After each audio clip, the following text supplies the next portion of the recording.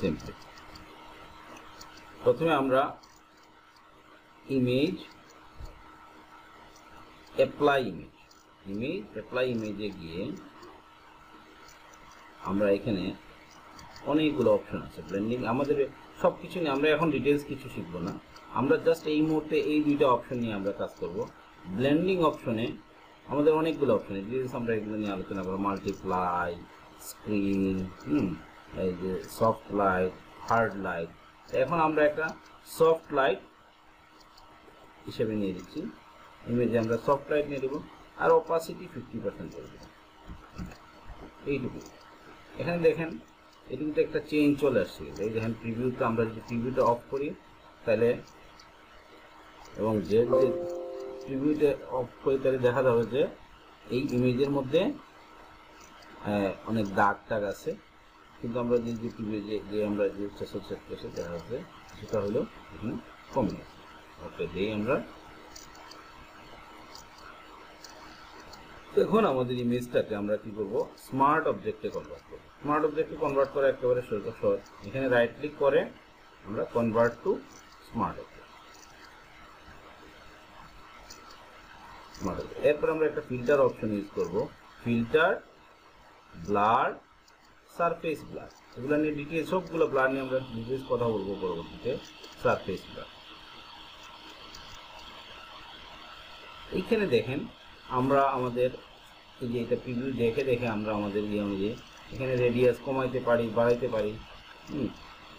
তো আমাদের 10 মোটামুটি ঠিক আছে, দেওয়া হচ্ছে স্ক্রিনের পারফেকশনটা দেওয়া হচ্ছে। এটা বেশি যদি আমরা এই যে থ্রেশহোল্ডটা যদি বেশি বাড়াই তাহলে কি হয়ে যাবে, একটা প্লাস্টিক হয়ে যাবে। আমরা আমাদের পরিস্থিতি বুঝে আমরা আমাদের এই যে থ্রেশহোল্ডটা সেট করব, আমাদের সেট করব। এই দেখেন এখানে এটা আর এটার মধ্যে পার্থক্যটা দেখেন, পারফেক্ট হবে, এটা অনেক ইমপ্রুভ করতে শুরু করতে। ওকে,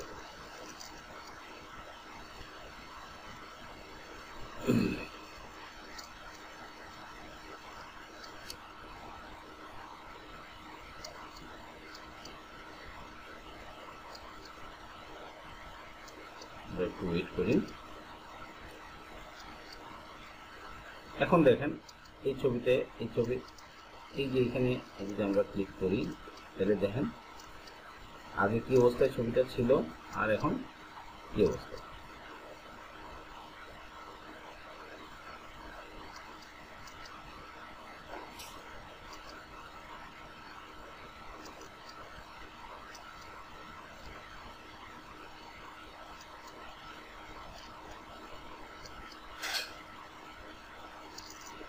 আবার দেখাই আমরা এই যে যদি আমরা ভিডিওটা তুলে দিই তাহলে দেখেন এই যে ছবি দাগ টাগগুলো দেখা যাচ্ছে। এখানে কিন্তু আমরা ডাইরেক্টলি কোনো স্পট রিমুভ করছি না, স্পট রিমুভের জন্য আলাদা আমরা দেখাবো। বাট স্মার্ট ফিল্টার, সারফেস ফিল্টারটা থাকলে কীরকম হচ্ছে,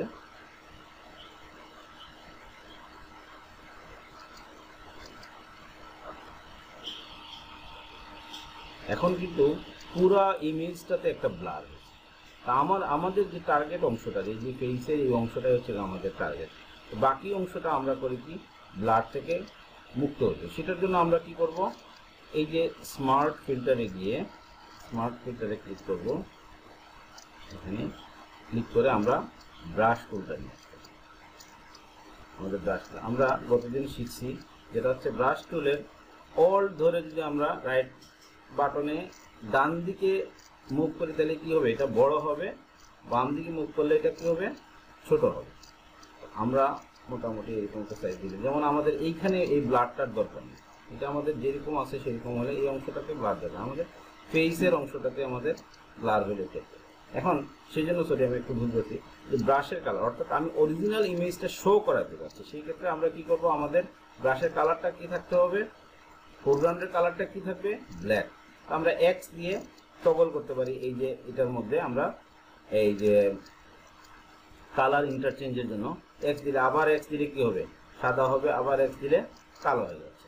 এখন আমরা যে কালো অবস্থায় আছে আমরা এখন এটাকে জাস্ট যে অংশ আমাদের ব্লার দরকার নাই সেই অংশকে আমরা কি করি, যেমন এই যে চুলের অংশতে ব্লারটা দরকার নেই আমাদের, চুল টুপি অংশগুলোতে আমাদের এইগুলোতে অরিজিনাল ইমেজটা শো করে। যেমন দেখেন এই যে গালের এখানে যদি আমরা এটা করি তাহলে এই দেখুন অরিজিনাল দাগটা চলে আসতেছে। আবার আমরা টেক্সট দিয়ে চেঞ্জ করে এটা সাদা করে আবার যদি ব্রাশ করে দিই তাহলে এখন দেখেন আমাদের এই ইমেজটা আগে কিরকম ছিল। হ্যাঁ, এই দেখেন এই ইমেজটার মধ্যে আমরা যদি একটু জেড দিয়ে কি বললাম একটু এই ছিল হচ্ছে আগের অবস্থা। এখন আবার আমরা যদি এটাকে সারফেস ব্লারটা অ্যাক্টিভ করে দিই,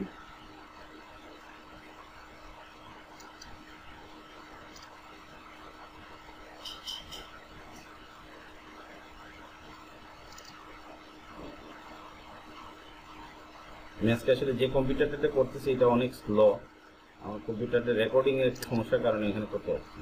দেখেন মোটামুটি আমাদের এটা একটু চেঞ্জ হয়ে গেছে, অনেকটা ইমপ্রুভ করতে শুরু করে। আমরা এগুলো নিয়ে ডিটেলসে কীভাবে স্পটিং করবো এগুলো নিয়ে আমরা ডিটেলস পরবর্তীতে অন্য আরেকটা ভিডিওতে আমরা কথা বলবো। তো এখন আমরা দেখাচ্ছি যে এই ইমেজটাকে আমরা কীভাবে এক্সপোর্ট করি। আমরা একটা জিনিস শিখবো, সেটা হচ্ছে ক্রপ টুলের কাজ। তো আমি করি কি এটাকে Ctrl+0 দিয়ে তার নর্মাল সাইজে নিয়ে যাচ্ছি। এখন আমরা সি দিলে ক্রপ টুল, বা এখানে এই যে এখানে ক্লিক করলে আমরা ক্রপ টুল আসতে পারে। তো আমি সি দিয়ে নিচ্ছি, এগুলো রেগুলার আমাদের ইউজ করতে হবে। হ্যাঁ, সি দিয়ে ক্রপ টুল চলে আসছে আমাদের। ক্রপ টুলে আমরা করব কি, আচ্ছা আমরা একটু ছোট করে নিই, জেড দিয়ে অল ধরে আমরা একটু ছোট নিই। আমরা এখানে দুইটা ইমেজ চলে আসবো, আমাদের আগের ইমেজটা এবং বর্তমান ইমেজটা, এটা আমাদের যাতে এক্সপোর্ট আমরা করতে পারি এবং যেটার পার্থক্যটা বুঝতে পারি। সেটার জন্য আমরা কি করব, তাইলে আমরা এই যে ক্রপ টুল, অর্থাৎ সি দিলে ক্রপ টুল, এগুলো মুখস্থ হয়ে যাবে। এখন জাস্ট এটাকে ড্র্যাগ করে, এইটা ধরে ড্র্যাগ করে আমরা এখানে দিয়ে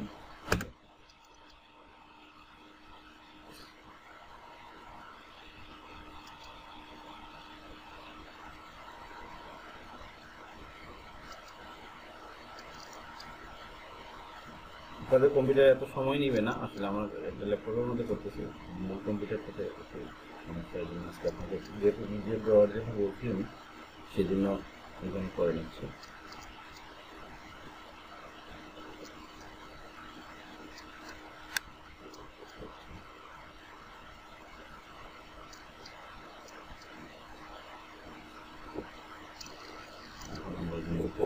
যে আগের ছবি যেটা আছে সেই ছবিটা আমরা ড্রাগ করে এইখানে ছবি,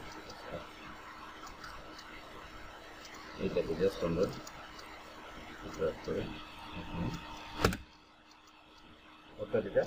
এখন এটা হচ্ছে আমরা এখানে একটু টেক্সট টুল নিয়ে আসবো, টাইপ টুল যেটা আর এখানে ক্লিক করে এখানে জাস্ট লিখে দিলাম। এখানে গিয়ে আমরা সাইজটা সেট করতে পারি, ইচ্ছা করলে ফন্ট সিলেক্ট করতে পারি। সিলেক্ট করে আমরা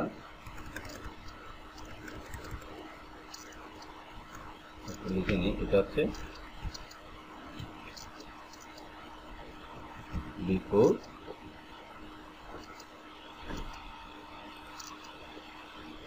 আর এখানে আবার একটু টাইপ করে নেন বলে আফটার।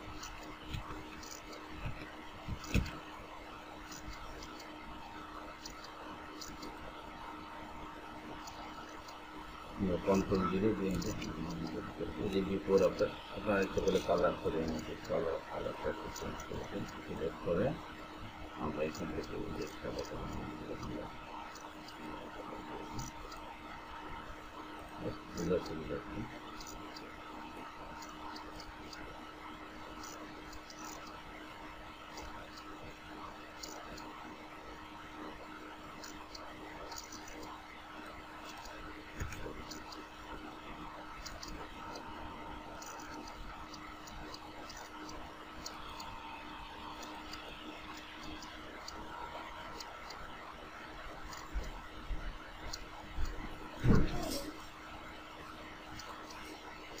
তাহলে আমরা এই ইমেজটা আমরা কি করব, ফাইল এক্সপোর্ট আমরা ইলাস্ট্রেটরে যেভাবে করছি, এক্সপোর্ট এজ সিম্পল।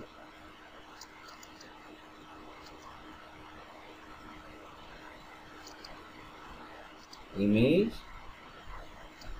এই যে অ্যাপ্লাই ইমেজ, এই অ্যাপ্লাই ইমেজে দেওয়ার গিয়ে তারপরে আমরা কি করব, জাস্ট ব্লেন্ডিং মোডটা আর অপাসিটিটা চেঞ্জ করে দিব। ব্লেন্ডিং মোড আমরা সফট লাইট দিলে এটা একটু ইমপ্রুভ করবে। তারপর আমাদের কাজ হচ্ছে কি, আমাদের এই ছবিটাকে স্মার্ট অবজেক্টে কনভার্ট করতে হবে। ছবিটাকে কি করতে হবে, স্মার্ট অবজেক্ট করার জন্য কি, আমরা ওই লেয়ারে যাব, লেয়ারে যাওয়ার পরে কি রাইট ক্লিক করে convert to smart object, very simple.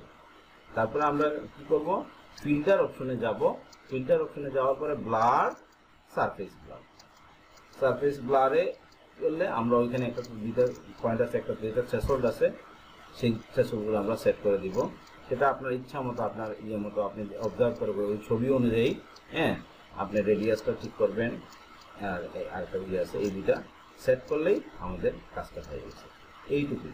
এরপরে আমরা কি করব, ক্রপ টুল, একটা সি দিলে ক্রপ টুল, আয়না ওইটাকে একটু বড় করে আগের ইমেজটাকে জাস্ট আমরা এখানে প্লেস করে দেব।